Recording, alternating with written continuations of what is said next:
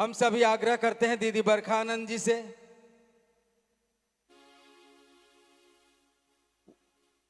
वो हमारे आपके बीच माल्यार्पण के लिए, हम जहां हैं सभी अपने हृदय के पुष्प साहब दीदी के चरणों में अर्पित कर रहे हैं। साहब दीदी अपने गुरु शिव से आशीर्वाद की कामना की बेला है ये।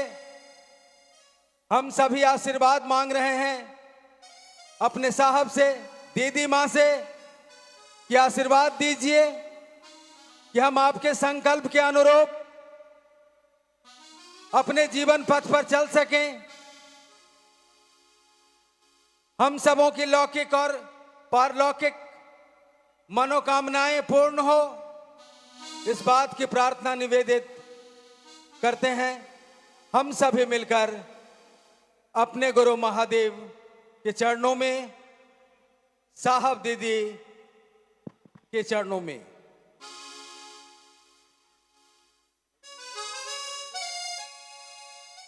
आइए अब हम आप सीधे दीदी बरखा आनंद जी को सुनेंगे। हम सभी हृदय से दीदी बरखा आनंद जी को आमंत्रित कर रहे हैं अपने बीच उपस्थित होने के लिए, जिनका जीवन का सफर का अधिकाधिक भाग शिव गुरु की स्थापना साहब दीदी के संकल्प को समर्पित है। वो हमारे आपके बीच उपस्थित हैं। इनके लिए जो साहब दीदी की दया से विषय है, आओ चलें शिव की ओर, आओ चलें शिव की ओर, पर हम सुनेंगे दीदी बरखा आनंद जी से। उसके बाद कुछ जिज्ञासाएं हैं जिनका समाधान भी हम आप सभी मिलकर इनसे सुनेंगे। दीदी बरखा आनंद जी।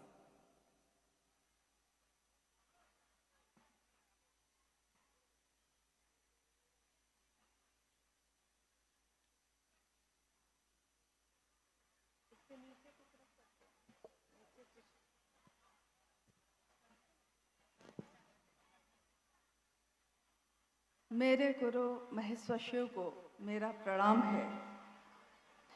इस कालखंड के प्रथम शिव के शिष्य और हम सबों के परम आदरणीय वरेण्य गुरु भ्राता साहब श्री हरिंद्रानंद जी के चरणों में मेरा प्रणाम है।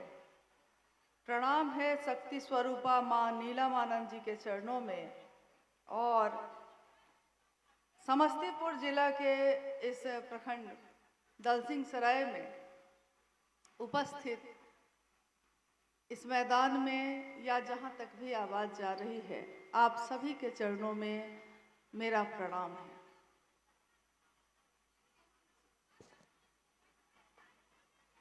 मेरा निवेदन है कि जो भी गुरु भाई या गुरु बहन जहाँ जैसी जगह मिली है, कृपया उसी स्थान पे लेकिन थोड़ा शांत हो जाए, चुप हो जाए,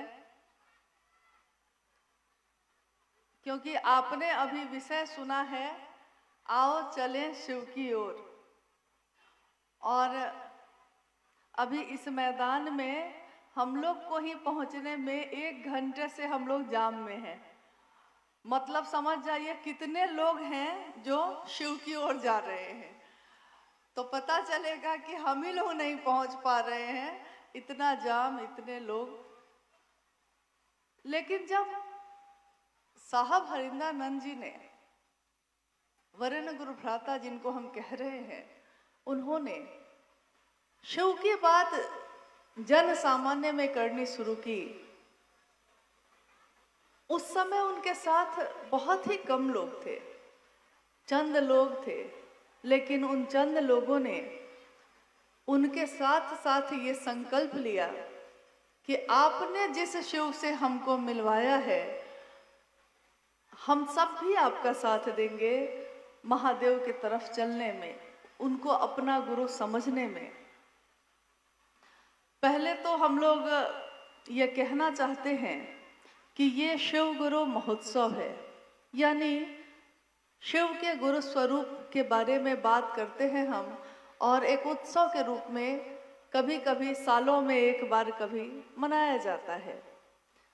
और हमारे जीवन में, हमारे परिवार में, इस भारत देश में शिव की पूजा हजारों सालों से होती आई है, कोई नई बात नहीं है।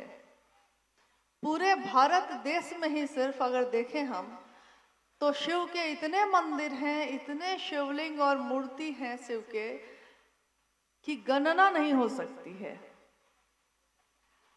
और संपूर्ण भारत में ही नहीं, एक समय में जब ये पूरा विश्व अपने आध्यात्मिक उत्कर्ष की दिशा में चल रहा था, तब पूरे विश्व में ही महादेव की पूजा होती रही है। हजारों साल पहले के शिवलिंग को खुदाई में निकाला गया, हजारों साल पुराना है वो। कौन आया होगा उस समय, किसने बनाया होगा, ये कौन पूजा करता होगा। यानी शिव हमारी संस्कृति में है, हमारे घरों में है, हमारे दिल में है, हमारे पूजा घर में है, हमारे परिवार और समाज में है। तो शिव नया नहीं है कोई कि हाँ आ गए हैं आज और पहले नहीं थे। लेकिन जब 1974 के नवंबर महीने में साहब हरिंद्रानंद जी ने उस शांत शमशान भूमि पे बैठे हुए अपने मन में ये सोचा था कि अपने 14 वर्ष के जीवन में मैंने कितने लोगों को अपना गुरु बनाया, लेकिन जिसको भी अपना गुरु बनाया है हर जगह धोखे मिले, हर जगह ठोकर मिली। सोचा था गुरु होंगे ईश्वर की तरफ लेकर जाएंगे, गुरु होंगे तो कुछ तो देंगे, लेकिन हर जगह निराशा हाथ लगी।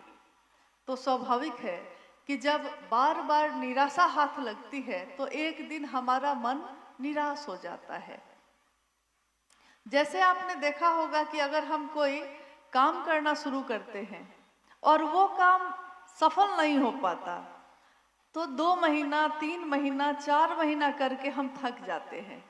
फिर हम कहते हैं कि अब ये काम नहीं करेंगे क्योंकि इस काम में सफलता नहीं मिल रही है, हम अब दूसरा काम करेंगे। हमारे बच्चे भी जब नौकरी रोजगार करने जाते हैं तो वो भी ऐसा ही करते हैं। इस नौकरी में ज़्यादा अच्छा नहीं लग रहा है, चलो दूसरी नौकरी करेंगे। इस बिजनेस में अच्छा नहीं है, दूसरा करेंगे। यानी कि बदलते ही रह जाते हैं ये सोचकर कि यहाँ नहीं तो कहीं और होगा। लेकिन हम हार मान लेते हैं 2-4 महीने में, 5-6 महीने में। साहब हरिंद्रानंद जी ने हार मानी थी, 14 वर्ष तक लगातार अनेक लोगों को अपना गुरु मानते हुए, गुजरते हुए, तब हार मानी थी। लेकिन जब उनके मन ने हार मान ली तो उन्होंने कहा कि हमारे घरों में तो हजारों वर्षों से श्लोक बजाए जाते हैं, गाए जाते हैं कि गुरु क्या होते हैं। उनके मन में, उनके मस्तिष्क में एक विचार कौंधा कि गुरु क्या होते हैं। गुरुर ब्रह्मा गुरुर विष्णु गुरुर देवो महेश्वर गुरु साक्षात पर ब्रह्म तस्मै श्री गुरुवे नमः। उन्होंने कहा कि बच्चा बच्चा ये श्लोक पढ़ता है तो एक गुरु में जब ये सारी शक्तियां होती हैं, जब एक गुरु शरीर में रहते हुए इन शक्तियों को धारित करता है कि ब्रह्मानी शक्ति है उसके अंदर, यानी उत्पत्ति करने की, पैदा करने की, वैष्णवी शक्ति है उसके अंदर, यानी जीवन को चलाने की, रुद्रानी शक्ति है उसके अंदर, यानी जीवन जो पैदा होता है उसका लय करने की। यहाँ तक कि गुरु में साक्षात पर ब्रह्म की शक्ति होती है, यानी ईश्वर की परम सत्ता की शक्ति होती है। तो ये हम जो शरीर के धारी लोगों के पीछे घूम रहे हैं, ये गुरु सब कुछ है तो वो भगवान ही, वो ईश्वर ही गुरु क्यों नहीं है। बस ये एक विचार ही था जो उस दिन उनके मन में आया था, लेकिन इस विचार के आते ही उनका जीवन बदल गया, जीवन की दशा और दिशा दोनों बदल गई। हमारे आपके साथ भी ऐसा होता है, जब कोई आकर हमको कहता है या किसी ने कहा होगा, कभी जब आपने शिव को गुरु बनाया होगा तो किसी ने तो कहा होगा कि भैया महादेव गुरु हथिन, अपने बना लो। दीदी महादेव से सुंदर गुरु कहाँ है, बना लीजिए। और आपने उस क्षण उस व्यक्ति की बात सुनकर शिव को अपना गुरु बनाया होगा। हम सब जो यहाँ आज बैठे हैं अपने जीवन को देखें, हमारा जीवन जो पहले था और हमारा जीवन जब से हमने शिव को अपना गुरु बनाया है, दोनों में अंतर आपको दिखेगा, काफी, बहुत ज्यादा। और ये अंतर इतना धीरे धीरे होता है कि पता ही नहीं चलता कि हुआ कैसे है। पहले जहां हमारा मन संकीर्णताओं से जकड़ा हुआ था, जाति का भेद, अमीर गरीब का भेद, क्षेत्र का भेद, बहुत तरह के भेद, संकीर्णताओं से जकड़ा हुआ मन कब स्वतंत्र हो गया, कब सबको अपना समझने लगा, कब सारे लोग अपने हो गए, पता ही नहीं चला। हाथ में कंगन हो किसी के तो वो मेरा गुरु भाई है, हाथ में कंगन है तो वो मेरी गुरु बहन है। अपनी बहन से जितना प्रेम न हुआ उतना गुरु बहन से हो गया। लेकिन कारण क्या है? क्योंकि उसके गुरु भी शिव है, मेरे गुरु भी शिव है। साहब चले थे अकेले, उन्होंने कहा अकेला ही चला था मैं, लोग मिलते गए, कारवां बनता गया। कारवां ऐसा बना कि आज पूरा जगत इस बात को समझ रहा है और स्वीकार कर रहा है, आत्मसात कर रहा है कि शिव को मैं भी अपना गुरु बनाऊं। अपना बनाने की विधा अद्भुत है, क्योंकि अपने शब्द में बड़ी ताकत है। अपना, मेरा घर, दूसरे का घर उजड़ गया है तो कोई दिक्कत नहीं है, तमाशा है मेरे लिए। दूसरे का घर अगर जल गया है तो मेरे लिए वो तमाशा होता है कि जाए हैं, गए हैं, देख लिया है, जल रहा है, अच्छा अच्छा जल गया, क्या करिएगा, मौसम ही ऐसा है, कह के आप वापस आ जाते हैं। लेकिन मेरे घर की दीवार में भी अगर कुछ लग गया है तो मन घोर हो जाता है। मेरा का तो ऐसा असर है कि साहब ने कहा कि छोटी से छोटी चीज भी जिसको आप अपना समझते हैं, वो अगर आपके मन को घेर लिया है तो आप उससे मुक्त नहीं हो पा रहे हैं। दुनिया कुछ भी हो जाए लेकिन मेरी चीज बची रहे। जब भी बाढ़ आती है, कभी कोसी क्षेत्र इस सब में अगर बाढ़ आ जाती है तो हर व्यक्ति ये सोचता है कि मेरा घर बच जाए। दूसरे का पति बीमार है तो कोई फर्क नहीं पड़ता, लेकिन मेरे पति को अगर छींक भी आ गई है तो नींद उड़ गई है कि पता नहीं इनको क्या हो गया। मेरा कितना अद्भुत है। साहब ने कहा इसी मेरे भाव को, ये अपना जो होने का भाव है, इसी भाव को महादेव के लिए ले आइए। और महादेव के लिए जब हम ले आते हैं, ये तीनों सूत्र जब हम करते हैं, महादेव की बात होती है, हम उस शिव से दया की याचना करते हैं। याचना भक्ति की अभिव्यक्ति मानी गई है। शिव से दया की याचना भक्ति की अभिव्यक्ति है। इसका अर्थ क्या है? क्योंकि सुनने में तो बड़ा अच्छा लग रहा है, लेकिन ये भक्ति क्या है, अभिव्यक्ति क्या है, दया की याचना क्या है? पहला सूत्र है ये। लेकिन साहब के जीवन के बारे में आपने जितना भी सुना है, जब उन्होंने शिव को गुरु बनाया उसके 1 साल बाद 1975 में उनकी सांसों पे हवा के झोंके के साथ, हवा के साथ नमः आया और शिवाय उतर गया। लेकिन तीनों सूत्रों में वो तीसरे नंबर पे है। आया पहले वही था, फिर आकाशवाणी भी हुई जिसमें कहा गया कि जो तुम करते हो दूसरे को करने को कहो। ये बना दूसरा सूत्र। और पहला बना शिव से, अपने गुरु से दया की याचना करना। अपने गुरु से दया की याचना यानी आपका प्रेम और समर्पण। लेकिन ये प्रेम होना कठिन है, समर्पण होना कठिन है, क्योंकि जब तक हमारा मन ये समझता है कि इस काम को हम कर सकते हैं, हम किसी से मदद नहीं मांगते। जब तक हमको लगता है मेरा शरीर काम कर रहा है, हमको कोई ग्लास में पानी देने आए तो हमको अच्छा नहीं लगता। कहते हैं कि आप क्यों ला रहे हैं भाई, हम खुद ले सकते हैं। लेकिन एक दिन ऐसा आता है कि जब शरीर भी थक जाता है और एक दिन बिस्तर पकड़ लेते हैं हम, तब कोई नहीं लाए तो बुरा लगता है कि अरे मैं थक गया हूं, मदद तो कर दो मेरी। तो दया की याचना मांगना यानी शिव के पास समर्पण कर देना, अपना सब कुछ, अपना सर्वस्व, अपना सारा मन, तन मन सब कुछ। और तब शिव की दया शिष्य के जीवन का आधार बनती है। साहब हरिंदानंद जी के जीवन में कितनी घटनाएं हुई, उन सारी घटनाओं ने उनके मन को यह समझा दिया कि गुरु की दया के बिना यहाँ कुछ भी नहीं हो सकता। एक घास की पत्ती भी अगर उगती है, खेतों में फसल अगर पैदा हुई है, और ये पेड़ पौधे और फूल अगर पल्लवित पुष्पित होते हैं, तो शिव और शक्ति के अन्योन्यासित प्रेम के कारण ही होते हैं। अगर शिव की इच्छा ना हो तो कुछ भी नहीं हो सकता। हम सुनते हैं लेकिन समझ नहीं पाते।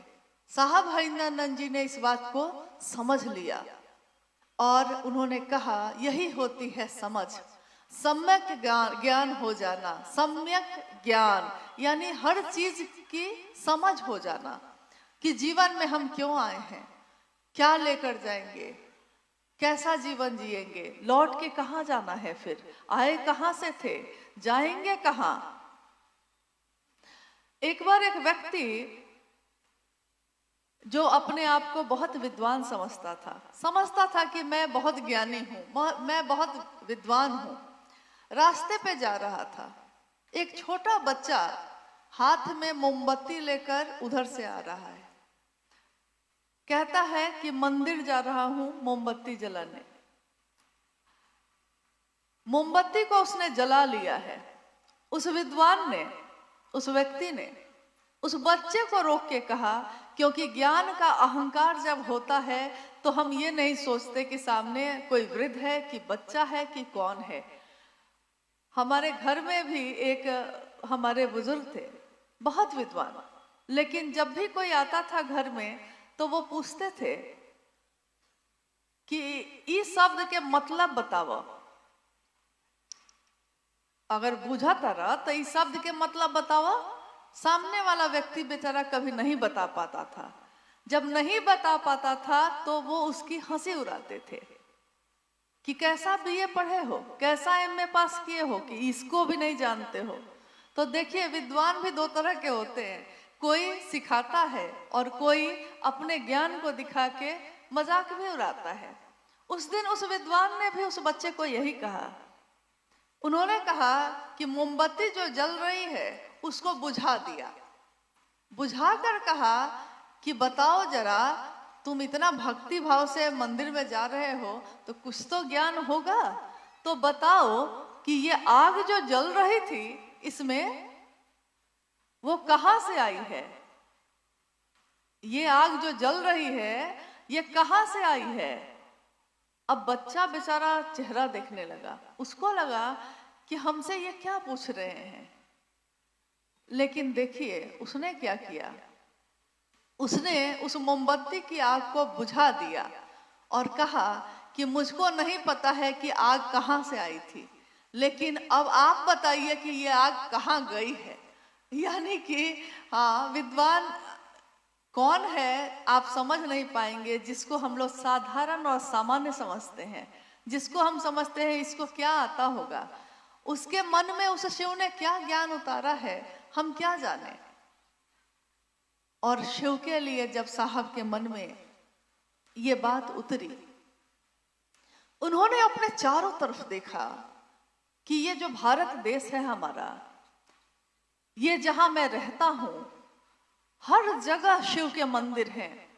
शिवालयों में लोग जा रहे हैं, जल चढ़ा रहे हैं।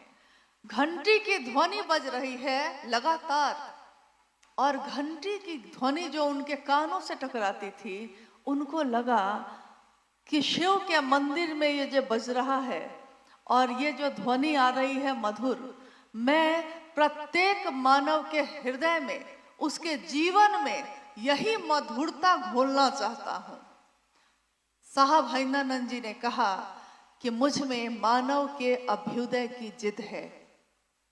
एक मानव के एक साधारण सामान्य जीवन जो वो जी रहा है, उस जीवन में वो शिव जैसा होने की पात्रता रखता है, लेकिन उसको मालूम नहीं है कि किसके साथ चल के वो इस पात्रता को धारित कर सकता है, प्राप्त कर सकता है। तो उन्होंने कहा कि शिव आज भी गुरु हैं। प्रारंभिक समय में जब शिव की चर्चा शुरू ही हुई थी, उन्होंने कहा कि शिव की कथाओं का प्रचलन है। भागवत कथा, रामायण की कथा, गीता की कथा, शिव के महापुराण की कथा, शिव पुराण की कथाओं का प्रचलन है। यानी जो शास्त्र में लिखे हैं, पढ़ के कोई सुनाता है, कथाओं को बताता है, लेकिन शिव की चर्चा का प्रचलन नहीं है, कभी आया ही नहीं। क्योंकि वो शिव सामान्य से अति सामान्य लोगों के जीवन में आए ही नहीं, उतरे ही नहीं। तो जब उतरे ही नहीं, तो सामान्य जीवन में उनकी वो उपस्थिति नहीं थी। मंदिरों में तो पूजा हो रही थी। उसी समय साहब ने कहा कि मुझको इस बात की काफी पीड़ा हुई कि जो शिव सबसे सुंदर है, जो जगत का गुरु है, पूरे विश्व गुरु के पदवी पे वो बैठा है, पद पे बैठा है, लेकिन उस शिव के कोई शिष्य नहीं है। पूरा जगत सोया है और शिव जगा हुआ है। वो महादेव जगा हुआ है, दुनिया के लोग सोए हुए हैं। तो ये बेचैनी, ये जो आह्लाद है आध्यात्मिक, उनके मन में ऐसा पैदा हुआ कि उन्होंने न दिन देखा न रात देखी। इसके लिए उन्होंने कुछ भी छोड़ा नहीं, अपने गृहस्थ आश्रम को भी उसी तरह से देखा, अपने सरकारी नौकरी को भी उसी तरह से किया, लेकिन अपने महादेव के काम में भी उतनी ही ईमानदारी से चलते रहे, सबको शिव की तरफ चलने के लिए प्रेरित करते रहे। आओ चले शिव की ओर जब हम कहते हैं, एक समय था जब साहब ने प्रारंभ किया था और कहा था कि शिव आज भी गुरु हैं। लोगों ने कहा कि कौन सी नई बात कह रहे हैं आप, शिव आज भी गुरु हैं, ये कोई नई बात नहीं है, लेकिन आप ये क्यों कह रहे हैं कि आज भी? वो तो है ही। साहब ने कहा कि वो तो है, लेकिन हम आप भूल गए हैं। उसी पे उन्होंने एक घटना सुनाई। उन्होंने कहा कि मैं अपने एक मित्र के घर गया और उसके पिताजी, मेरे जो पदाधिकारी मित्र थे, उनके पिताजी बिस्तर पे पड़े हुए थे, एकदम वृद्ध थे और बिस्तर पे थे। उनका पोता वहां से गुजरा। उन्होंने कहा कि बेटा पानी दे दो। पोता सुना अनसुना करके चला गया। फिर उन्होंने अपने बेटे से कहा जरा पानी पिला दो, वो भी चला गया।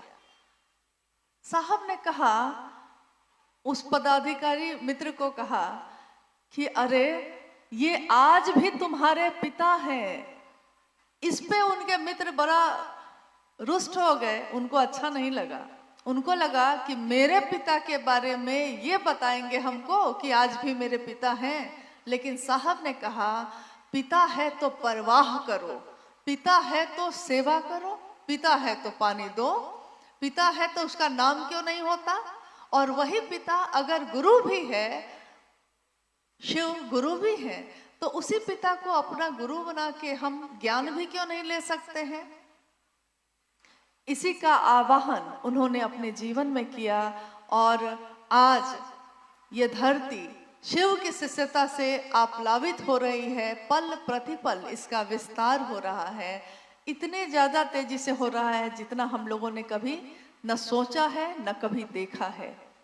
जब शुरू हुआ था तो गंगा की धार जहां से शुरू होती है पतली सी होती है, बहुत पतली धारा है वो, लेकिन जैसे जैसे वो जगत के तरफ बढ़ती है, उसकी धारा चौड़ी होती जाती है, बढ़ती चली जाती है। शिव शिष्यता की पावन जल धारा जब शुरू हुई, चंद लोग थे। आज वो पावन जलधारा विस्तार पा रही है, आगे बढ़ती जा रही है। लेकिन इस पावन जलधारा को प्रारंभ करते समय कुछ लोगों ने, जैसे आज हम बैठे हैं यहाँ दलसिंह सराय में, कभी किसी ने तो यहाँ शुरू किया होगा, कभी किसी ने तो कुछ लोगों को जुटाकर साहब को बुलाया होगा। तो हम सब अवनत हैं उन सभी लोगों के लिए जिन्होंने आज हम सबको ये सौभाग्य दिया कि मेरे आपके गुरु शिव हुए। क्योंकि मेरे साहब खुद भी अवनत रहे और खुद भी उन्होंने कहा कि ये जो एहसान है सबका, जिसने भी शिव के गुरु कार्य के लिए मेरी मदद की है, मेरा साथ दिया है, मैं अवनत हूँ, मैं नमन करता हूँ, मैं पद प्रक्षालन करता हूँ। उनकी लिखी हुई पंक्ति आज असंख्य लोग पढ़ रहे हैं, देख रहे हैं कि मैं शिव का शिष्य हरिंद्रानंद, वो लिखते हैं, मैं शिव का शिष्य हरिंद्रानंद पद प्रक्षालन करूंगा उन सभी का जो इस रास्ते के पथिक हैं या जो होंगे। पद प्रक्षालन का मतलब होता है, जैसा हमारे संस्कृति में, हमारे घरों में ऐसा चला आ रहा है, अब थोड़ा कम हो गया है, लेकिन पहले तो बहुत ज्यादा था कि अगर कोई भी आया है, यात्रा करके अगर आया है घर में, तो हम दरवाजे पे ही उसका पैर धोते थे। आप लोग के यहाँ भी होता होगा ऐसा, दरवाजे पे ही लोटा में पानी लेके, थोड़ा सा गुड़ लेके उसके खाने के लिए देकर पानी पिलाते थे और पैर उसका धोया जाता था, ताकि उसके पैरों में लगी हुई मिट्टी और पैरों की थकान कम हो जाए। शिव के शिष्य हरिंद्रानंद साहब कहते हैं कि मैं शिव का शिष्य हरिंद्रानंद पद प्रक्षालन करूंगा उन सभी का। इतनी बड़ी सत्ता क्या बोल रही है कि मैं पैर धोऊंगा उन सभी का जो शिव की शिष्यता के रास्ते के पथिक हैं, यानी उस रास्ते पे जो चल रहे हैं। पथिक मतलब यात्री, उस रास्ते पे चलने वाले यात्रियों के, उस रास्ते पे चलने वाले शिव के शिष्यों का, जो आज इस रास्ते के पथिक हैं और आगे वो कहते हैं या जो होंगे, जो होंगे। ये शब्द जैसे ही उन्होंने लिखा है, ये साबित करता है कि ये वही व्यक्ति बोल सकता है, ये शिव की वही सत्ता बोल सकती है जो आज भी उतनी ही मजबूती से हर दिल में धड़क रही है। यानी साहब हरिंद्रानंद जी की स्मृति, उनका बताया हुआ रास्ता, ये उतना ही जीवंत है जितना वो शरीर में रहे तब था, आज उससे भी ज्यादा है। सूक्ष्म रूप में आज वो सभी शिव शिष्यों के साथ हैं और रास्ता दिखा रहे हैं शिव की शिष्यता के राजमार्ग पे चलने का। राजमार्ग कहा जाता है एक ऐसे रास्ते को जो बहुत चौड़ी होती है और शहर के सारी पतली पतली जो गलियां होती हैं, जो सड़क होती है, वो उस राजमार्ग पे जाके जुड़ जाती हैं। मुख्य मार्ग पे जाके सारे रास्ते, पतले पतले रास्ते जब मिल जाते हैं, तो यहाँ पतली सड़क है तो ट्रैफिक जाम है, लेकिन जैसे ही हम मुख्य सड़क पे जाते हैं, एनएच पे चले जाते हैं, तो ट्रैफिक जाम खत्म हो जाता है। इससे भी चौड़ी सड़क पे चले जाते हैं तो 6 लेन 4 लेन में जब चले जाते हैं तो और थोड़ा ट्रैफिक कम हो जाता है, गति भी बढ़ जाती है। साहब ने कहा, आपका मन जो शिव के तरफ चलता है, आपका मन जो शिव के तरफ ऊर्ध्वमुखी है, वही मन शिव के राजमार्ग पे भी चलने के लिए तैयार है। तो आइए चलते हैं।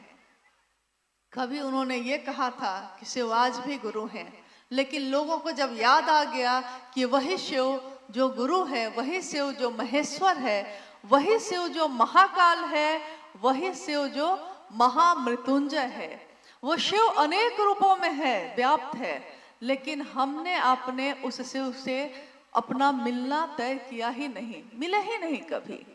उन्होंने जो मिलवाया है, हालांकि आपने ये बातें साहब श्री की चर्चाओं में सुनी होगी, लेकिन सुनी हुई बात को भी फिर से दोहराने से होता ये है कि हमको याद आ जाता है कि उन्होंने क्या कहा। उन्होंने अपनी चर्चाओं में अनेक बार कहा कि शिव ही है वो, लेकिन अब मेरा उससे क्या रिश्ता है इस पे निर्भर करेगा कि परिणाम क्या आएगा। इसी के लिए उन्होंने एक घटना, उन्होंने कहा कि यह सच्ची घटना है अंबाला शहर की। अंबाला पंजाब में एक शहर है। अंबाला में एक नंबरदार थे और उस समय अंग्रेजों का शासन था। तो वो पुलिस जो थे, पुलिस की वर्दी में नंबरदार, उनका घर नदी के उस पार था। तो जब तक वो वर्दी पहन के नंबरदार की भूमिका में रहे, दिन भर रहे, तो पूरी तरह एकदम रोब के साथ रहे, सारे लोगों को बोलते रहे ऐसा करो वैसा करो, मतलब अहंकार तो है ही, अहंकार तो था। लेकिन जब सारे सहारे छूट जाते हैं, अहंकार तब खत्म होता है। अब हो गई रात, और रात का समय है, तूफानी रात है वो, यानी बारिश भी बहुत तेज हो रही है, चारों तरफ आंधी बह रही है, आंधी की तरह हवाएं बह रही हैं, बारिश हो रही है बहुत तेज, चारों तरफ घनघोर अंधेरा है। नदी के किनारे घोड़े से ये पहुंच गए हैं, घोड़े पे बैठकर। कोई रास्ता नहीं है घर जाने का। अब इतनी दूर लौट भी नहीं सकते, नदी उफान पे है, पहाड़ी नदी थी, पानी आ गया, अचानक पानी बढ़ गया, अब उस पार ही जा ही नहीं सकते थे। जब आदमी निरुपाय होता है, निरुपाय मतलब कि एकदम से बिना किसी बल का हो जाता है, बिना किसी सहारे का हो जाता है, तब वो अपने आसपास देखता है कि कोई है क्या जो मदद कर सकता है, कोई ऐसा है जो मेरा साथ दे सकता है। उन्होंने देखा कि नदी के तट पे बहुत दूर में एक अघोरी बैठे हैं, एक साधु अघोरी वेश में बैठे हैं। नंबरदार ने कहा कि लगता है इनसे कुछ मदद मिल सकती है। वो उस अघोरी के नजदीक गए, और अघोरी लोगों के लिए कहा जाता है कि वो शिव की भक्ति में लीन रहते हैं, उनको दुनिया के लोगों से बहुत वास्ता होता नहीं है, महादेव महादेव किया है मगन है, लेकिन कोई प्रणाम कर देता है तो तुरंत खुश भी हो जाते हैं। नंबरदार ने उस अघोरी को प्रणाम किया, अघोरी खुश हो गया, उनको लगा कि अरे प्रणाम कर रहा है भाई, प्रसन्न हुआ। क्या बात है बच्चा? नंबरदार ने कहा, बाबा नदी के उस पार जाना है, कहीं नाव नहीं है और पानी भी बहुत उफान पे है, क्या करूं? अघोरी ने कहा, इतनी सी बात है, अपने दोनों हाथ को आगे बढ़ाओ। दोनों हाथों को आगे जो उसने बढ़ाया, तो गीली जो रेत थी, भींगा हुआ बालू जो था, उस बालू से उस अघोरी ने नंबरदार के हाथों पे, एक हाथ पे शिव और एक हाथ पे व लिख दिया और कहा कि हाथों को जोड़ो। हाथ को जोड़कर बताओ क्या लिखा है इसमें।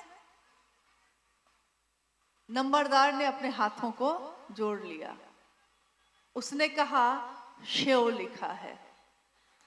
अघोरी ने कहा, इसी शिव को देखते हुए नदी पार कर जाओ। देखिए ये घटना हम सभी शिव शिष्यों के लिए बहुत बड़ा संदेश है कि हमको देखना क्या है, हमको जाना क्या किसके साथ है। ये बहुत बड़ा संदेश है जो साहब हरिंद्रानंद जी ने इस घटना के साथ बताया है। नंबरदार अपने हाथ पे लिखे हुए शिव को देखता हुआ नदी के तरफ मंत्र मुग्ध होकर चला गया, और नदी का पानी पत्थर बनता चला गया। नंबरदार नदी पार किए जा रहा है, आधी से ज्यादा नदी पार कर चुका, अब थोड़ा सा ही बचा हुआ है। अचानक उसको याद आया कि अरे ये तो वही शिव है ना, शिव वही ना है जिनकी पूजा मेरे घर में होती है, मेरी माँ मेरी पत्नी करती है। जो मेरे गांव में जिनका मंदिर है ये तो वही शिव है ना। जैसे ही उसने ये सोचा, नदी में डूबने लगा। अघोरी जो है उसने लिख भी दिया है, रास्ता भी दिखा दिया है, लेकिन वो वहां से देख रहे हैं कि करता क्या है। उन्होंने वहीं से, उस अघोरी ने वहीं से चिल्ला कर कहा जोर से, रे रे अपने शिव को छोड़, मेरे शिव को देख। जैसे ही नंबरदार जो डूब रहा था उसने ये आवाज सुनी और उसने डूबते डूबते अपने हाथों को एक दूसरे से सटाया और फिर से उसी याद में, उसी स्मृति में आ गया जो अघोरी ने उसको याद दिलाया था, जिस शिव का, उसकी स्मृति में आया। वो फिर से ऊपर हो गया, नदी पार करके चला गया। साहब ने कहा एक नंबरदार का भी संबंध था शिव से, ऐसा नहीं कि नहीं था। उस अघोरी का भी संबंध था शिव से, लेकिन दोनों के संबंध में ताकत का बहुत बड़ा अंतर था। क्योंकि अघोरे के लिए वो शिव उसका सर्वस्व है। जो शिव चाहेंगे वो वही करेगा। वो क्या चाहता है वो नहीं करता, जो शिव चाहते हैं वो करता है। नंबरदार के लिए ऐसा नहीं है। समय मिला है तो जल चढ़ा दिया है और जगत में खोया है। तो दोनों के संबंध में भी ताकत की मात्रा का अंतर इसी तरह से है। जब हम सभी शिव के शिष्य ये कहते हैं कि हे शिव आप मेरे गुरु हैं, मैं आपका शिष्य हूँ, मुझ शिष्य पर दया कर दीजिए, ये पंक्ति जैसे ही हम बोलते हैं हम भूल जाते हैं कि ये शब्द किसके बोले हुए हैं। इस पंक्ति में ताकत किसकी काम कर रही है। शिव को ही पुकार रहे हैं आप, लेकिन कौन शिव? वो शिव का ही रूप है, वो शिव ही है वो। लेकिन वो शिव जिनसे शिव के शिष्य हरिंद्रानंद जी का नाता इतना गहरा है, इतना गहरा है कि वो कहते हैं कि मेरी कामना है, मैं ये कामना करता हूं कि आप सभी का मन शिव की शिष्यता का भाव शिव के दया के अतल गहराइयों में समाहित ही होता रहे, जाता ही रहे। अतल मतलब जिसका कोई तल नहीं है, जो कहीं जाके रुक नहीं जाएगा, ये लगातार चलता रहेगा और ये दया के गहराइयों में हमारा शिष्य भाव चलता चला जाएगा, जिसका परिणाम ये होगा कि बूंद अब समंदर है।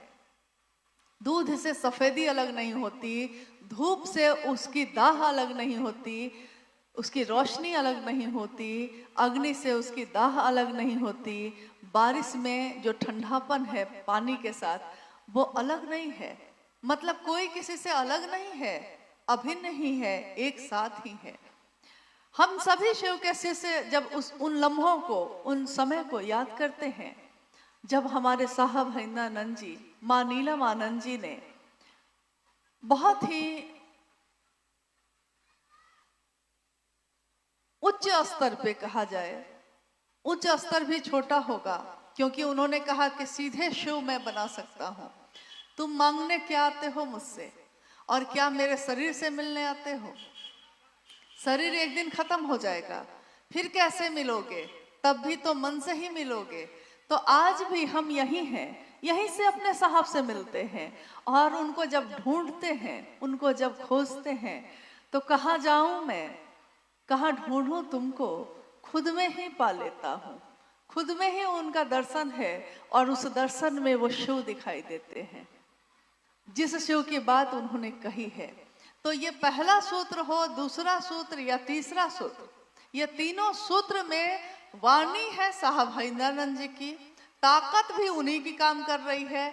और क्योंकि ये शिव के लिए कहा जा रहा है, तो इसमें चैतन्य यानी ऊर्जा, इसमें जो प्राण है वो शिव के ही हैं। तो अगर हम इस मनसा से शिव को पुकारते हैं कि हे शिव आप मेरे हो जाइए, वो शिव मेरा हो जाता है। उसी के नाथ हो लिए जो उनके साथ हो लिया। नाथ, महादेव को नाथ भी कहा जाता है। तो साहब कह रहे हैं कि उसी के नाथ हो लिए जो उनके साथ हो लिया। जो उनके साथ हो लेता है नाथ उसके हो जाते हैं, और ढरदानी है वो, भोला है वो, शंभु है वो, और हम सबके गुरु हैं वो। गुरु के रूप में जब वो खुद से मिलवाएंगे, कौन सा उनका ऐसा रूप है जो हमारा आपका अपना नहीं होगा। मेरा पति अगर कोई बनता है तो मेरा पति एक व्यक्ति है, लेकिन वो अफसर हो सकता है, वो बिजनेस कर सकता है, वो उसमें और भी सारे रूप हैं। जब वो मेरा होगा तो उसके सारे रूप भी मेरे होंगे। जब वो शिव मेरा होगा तो उसके सारे रूप भी मेरे होंगे। आइए हम लोग बात करते हैं, अगर कुछ जिज्ञासा आई है तो उस पे। और क्योंकि हम लोग भी बहुत देर तक जाम में फंसे रहे और आपको काफ़ी देर बैठना पड़ा, इसके लिए क्षमा प्रार्थी हैं हम लोग। और उम्मीद करते हैं कि हाँ, अपने हैं तभी तो कहते हैं ना, अपने हैं तो हम लोग माफ़ी भी मांग सकते हैं, आप थोड़ा सा कष्ट भी सह सकते हैं। लेकिन जितनी संख्या में लोग हैं, जब भी वो निकले तो बहुत धीरे धीरे अच्छे से निकलें। आइए हम लोग एक दो जिज्ञासाओं पे बात कर लेते हैं। जिज्ञासा है, साहब श्री ने कई बार कहा है और लिखा भी है कि पीड़ा के क्षणों में महादेव की दया की गति तीव्र हो जाती है। कैसे अनुभव करें हम अपने जीवन में? जिज्ञासा है, पीड़ा के क्षणों में शिव की दया त्वरित हो जाती है। कैसे? जब जब आपके जीवन में कष्ट आए होंगे, पीड़ा आई होगी, आपके गुरु ने उस पे मरहम लगाने का काम तो किया ही होगा। ये सिर्फ उन्हीं की अनुभूति नहीं है, असंख्य शिव शिष्यों की अनुभूति है, जिन्होंने भी इस पीड़ा से गुजरे हैं जो, और जिन्होंने अनुभूत किया है। आप लोग थोड़ी देर के लिए शांत हो जाइए कृपया, जहां हैं जैसे हैं, क्योंकि अब थोड़ी देर में हम लोग भी चले ही जाएंगे, आप भी चले ही जाएंगे। तो क्या पता कब मिलना हो। आदमी बड़ी जल्दी में रहता है, ये कर भी लेना है, यहाँ चले भी जाना है, लेकिन एक दिन तो ये जीवन ही चला जाता है। तो इस जीवन में कब मिलना होगा कोई नहीं जानता है।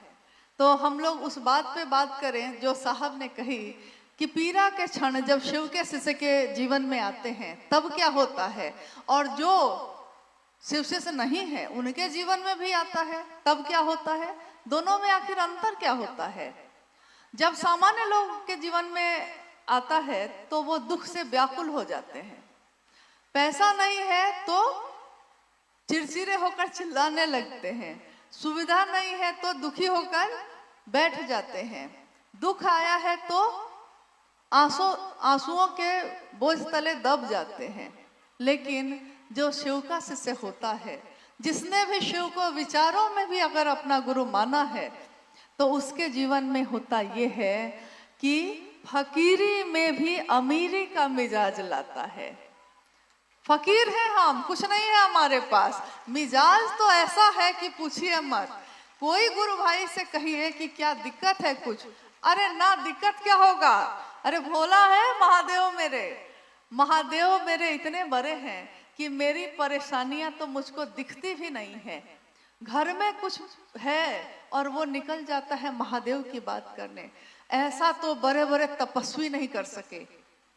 गृहस्थ आश्रम में रहकर, यानी परिवार में रहकर, जिसका भी जीवन है, परिवार है, उसमें तरह तरह के दुख कष्ट और समस्याएं, सुख भी आता है, दुख भी आता है, समस्याएं भी आती हैं, समाधान भी आता है, आता ही रहता है। मतलब ये ऐसा है कि चैन से रहने ही नहीं देता है। हमेशा 10 तरह की बात, इधर किसी को खुश किया है तो दूसरा नाराज हो गया, उसको खुश करने गए हैं तो तीसरा निकल के चला गया। देखिए एक व्यक्ति क्या करे, किसको किसको खुश करे, तो दुखी होता है उसका मन। फिर वो कहता है चलो कुछ महादेव की बात कर लेते हैं। एक व्यक्ति मिल जाता है, उससे महादेव की बात करने लगता है, और उसके मन से तुरंत जो चोट मिली थी रिश्तों की, इतनी तेजी से हट जाता है, इतनी तेजी से वो मिट जाती है वो चोट, कि उसको पता ही, उसको याद ही नहीं है कि मुझको किसी ने कहा है, लेकिन पहले ऐसा नहीं था, पहले के जीवन में ऐसा नहीं था। पहले के जीवन में एक शब्द औषधि करे तो एक शब्द करे बाण, मतलब शब्द अगर किसी का लग गया है तो बाण की तरह लग गया है, भूले नहीं हैं। 10 साल बाद भी हमको याद है, हम कहते हैं हमरा सब याद है, अपने की कहली हमरा बारे में, वो आदमी से हमरा सब पता है। 10 साल बीत गए, बोलने वाला भी भूल गया, लेकिन जिसको बोला गया वो नहीं भूला। यानी ये पीड़ा जाती ही नहीं है, लेकिन जब शिव की बात हम करते हैं तो वो पीड़ा याद ही नहीं आती है। याद आएगा तब ना दुख होगा, याद ही नहीं आती है, याद ही मिटा देते हैं महादेव। तो महादेव की दया से पीड़ा के क्षणों में गति और तेज होती है। एक संबंध है उनसे हमारा, वो और तेज गति से इस पे मरहम लगाते हैं, ताकि मेरा शिष्य जो है, मेरा चेला जो है, धरती के चोट से बाहर निकलेगा तब न मेरी बात कर रहा है वो।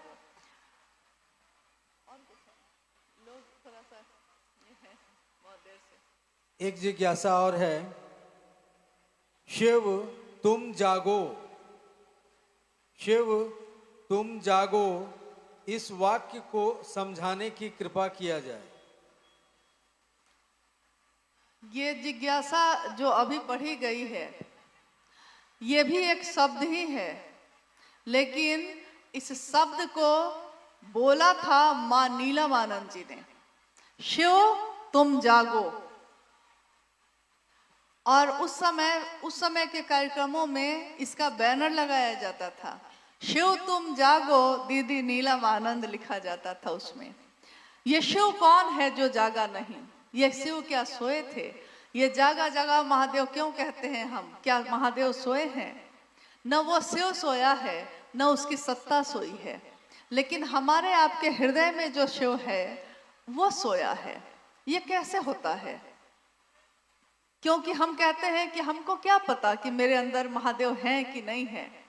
जैसे कोई बच्चा जन्म लेता है, उसको नहीं पता है कि उसके अंदर पति का भाव है या पत्नी का भाव है, उसको नहीं पता। वो तो पैदा ही हुआ है तो पता चलता है कि ये मेरे पिता हैं और ये मेरी माँ है। तो उसके अंदर भाव पैदा होता है पुत्र का या पुत्री का। मेरी माँ है, मेरे पिता हैं, ये मेरा भाई है तो भाई का भाव पैदा हो गया, ये मेरी बहन है, भाई का भाव पैदा हो गया। यानी जो जो रिश्ते सामने आते चले जाते हैं उसी का भाव उसके अंदर से पैदा होने लगता है।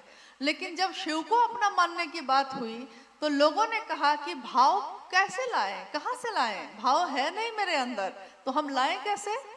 साहब ने कहा कि जिस तरह जन्मजात आपके अंदर सभी रिश्तों के लिए भाव हैं, लेकिन सोए रहते हैं, जब वो रिश्ता सामने आता है तो आपके हृदय का भाव प्रकट हो जाता है। किसी लड़की की शादी तय होती है, अभी शादी हुई नहीं है, लेकिन उस लड़के के लिए पत्नी का भाव उसके अंदर प्रकट हो जाता है।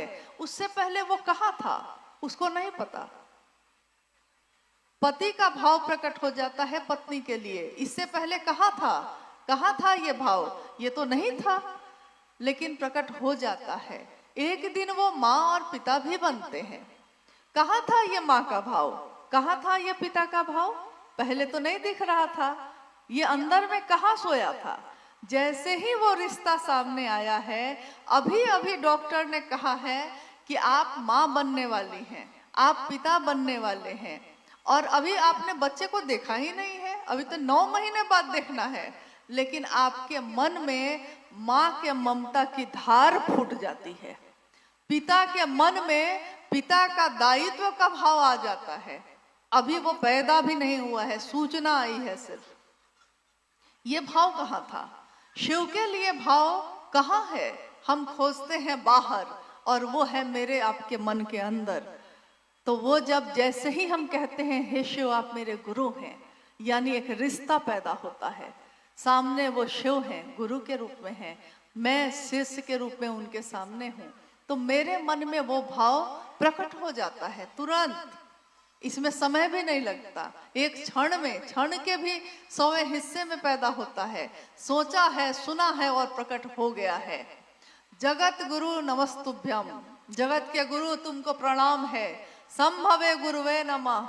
इस तरह के कितनी पंक्तियों से ये भारतवर्ष प्रदीप्त है, लेकिन वो सबका है और अगर मेरा नहीं हुआ तो किसी काम का नहीं है। शिव सार्वजनिक हैं, सबके देवता हैं, देवों के देव हैं, महादेव हैं, लेकिन वो महादेव, महा यानी महा शब्द जो लगा है, यानी अब उससे ऊपर कोई है ही नहीं। इसीलिए आपने देखा होगा शिव के विभिन्न स्वरूपों में महा शब्द लगा है। महामृत्युंजय, महायोगेश्वर, महाऔढ़रेश्वर, महाकापालिक, यानी जितने भी तरह के रूप हैं सब में महा लगा है। और हम कहते हैं कि अब उससे ऊपर कुछ भी नहीं है। तो जब वो शिव चलना चाहेगा तो जगत में आएगा। एक दिन इस सूक्ष्म से स्थूल की उत्पत्ति हुई, एक दिन स्थूल से फिर से सूक्ष्म बनने की बारी है। तो साहब ने कहा, माँ नीलामानंद जी ने कहा कि शिव तुम प्रत्येक हृदय में जागो, शिव तुम जागो। कौन शिव? वो जो सत्ता है वो नहीं, वो जो मेरे मन में तो है लेकिन प्रकट नहीं होता, सामने नहीं आता। और जिस दिन वो शिव प्रकट हो जाता है फिर हमारा मन भी वैसा ही विस्तार पाता है। प्रेम और समर्पण, करुणा, दया, ये सब ऐसे भाव हैं कि अगर आपके मेरे मन में हो वो भाव, तो देखिएगा, आप गौर करिएगा कि अगर आपके मन में किसी के लिए प्रशंसा है, किसी के लिए करुणा है, तो आपका मन हल्का होता है। ये आप अपने जीवन में करके देख सकते हैं। आपका मन एकदम हल्का हो जाता है, जैसे फूला सा है, जैसे विस्तार पा रहा है। लेकिन जैसे ही हम किसी के लिए घृणा, नफरत, क्रोध रखने लगते हैं तो लगता है जैसे अंदर कुछ सिकुड़ रहा है, कुछ खराब सा हो रहा है, अच्छा नहीं लग रहा। तो जैसे ही हम कहते हैं शिव आप मेरे गुरु हैं, यानी वो शिव विराट से भी विराट है।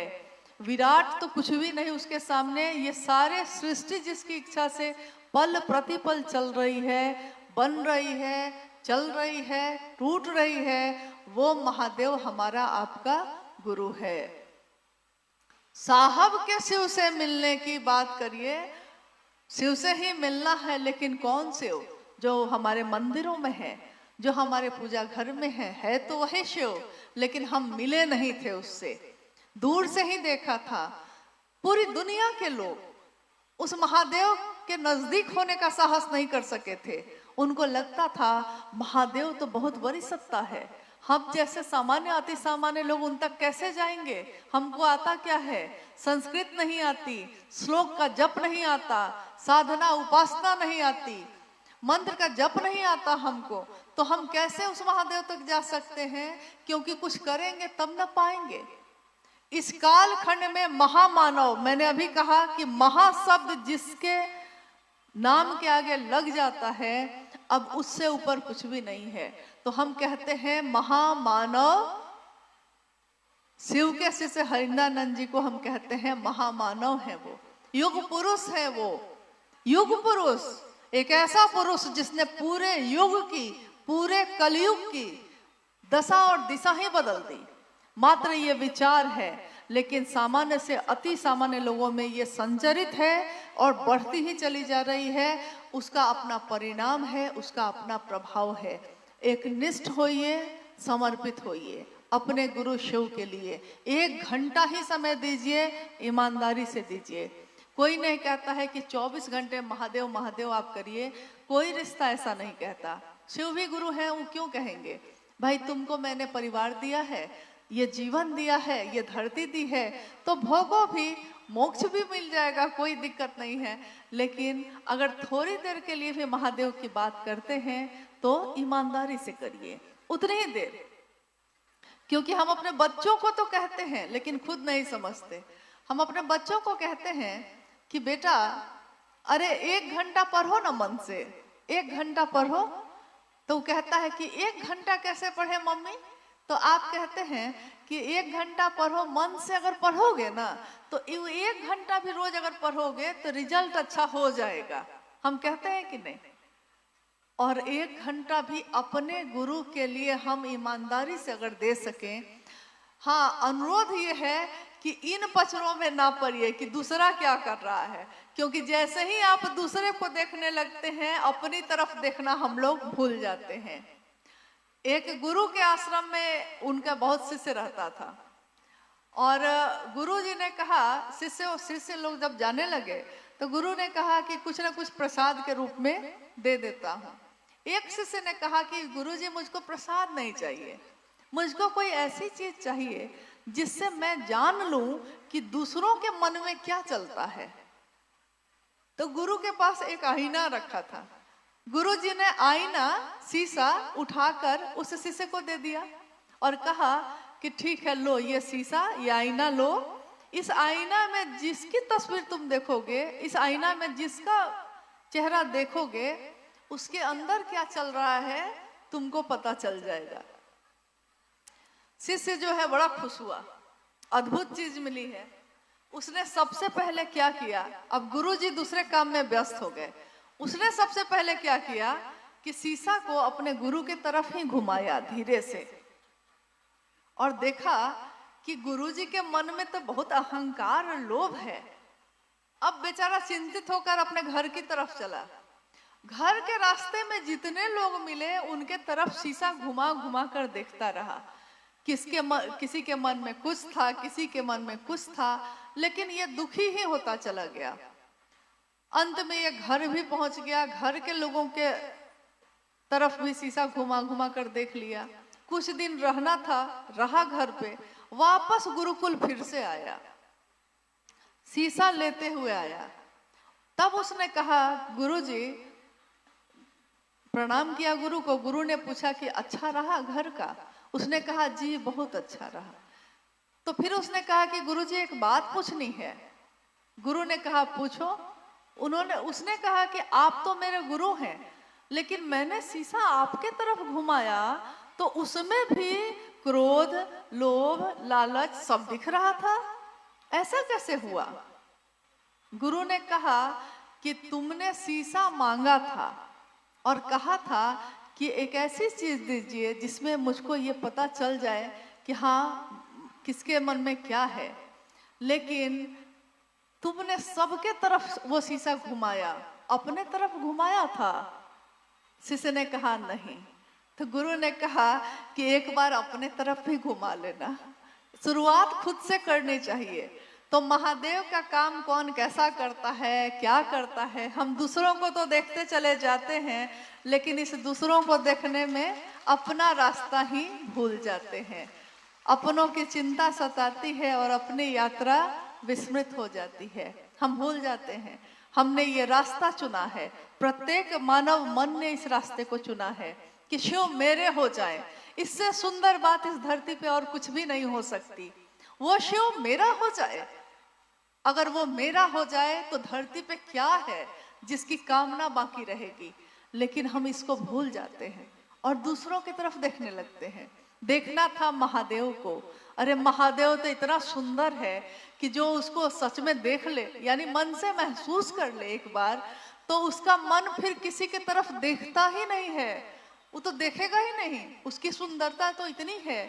वो सत्य है, सत्यम शिवम सुंदरम। वो सत्य है, वो सुंदर है, वो शिव है, वो भोला है, वो करुणा का अवतार है और मेरा गुरु है। मेरे जीवन का सबसे बड़ा सौभाग्य यही है। हम इस सौभाग्य को नमन करते हैं, अपने गुरु शिव को नमन करते हैं और ये वादा हम सब मिलकर करें अपने गुरु से और अपने गुरुवत वरेण्य गुरु भ्राता से, माँ नीलम आनंद से, कि जो रास्ता आपने दिखाया है और जिस रास्ते पे आप लेके चल रहे हैं, हम सब शिव के शिष्य उस रास्ते पे जैसा आपने चाहा है वैसे ही चलेंगे। जैसा दूसरे चाहते हैं वैसा नहीं चलेंगे। और ये निर्णय तो आपके और मेरे हाथ में होता है कि हम चलना कैसे चाहते हैं।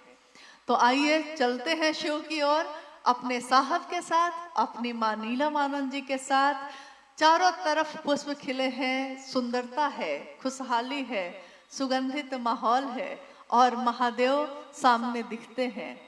उस महादेव की तरफ चलने में रास्ते में कांटे लगे हैं या फूल बिखरे हैं, ये भी देखने का समय नहीं होता। जब आदमी चलता है, मन में संकल्प लेकर शिव के लिए चलता है, तो बस शिव ही दिखाई देते हैं और कुछ भी दिखाई नहीं देता। तो मेरा और आपका मन, क्योंकि मुझको भी स्वयं शिव का शिष्य बनना है और आपके लिए भी यह कामना है कि आप बनिए, लेकिन ये साहब हरिंद्रानंद जी और मां नीलमानंद जी के आशीर्वाद से हो सकता है, शिव की दया से हो सकता है। मैं खुद भी शिव का शिष्य यथार्थ में बनूं और आप सब भी बने। शिव की चर्चा का प्रयोजन एकमात्र यही होता है, शिव भाव से संजात एवं प्रगाढ़। शिव भाव से यानी शिव भाव जो मेरे आपके हृदय में है, उससे भींगा हुआ हो, वो प्रगाढ़ हो, गहरा हो। शिव की बात जो मेरे मन को भी भाव से भर दे, आपके मन को भी भाव से भर दे, तब इस शिव चर्चा का प्रयोजन सफल है। और महादेव की दया बनी रहे, बरस रही है, बरसती ही रहे। शिव की शिष्यता व्यापक और व्यापक होती जाए।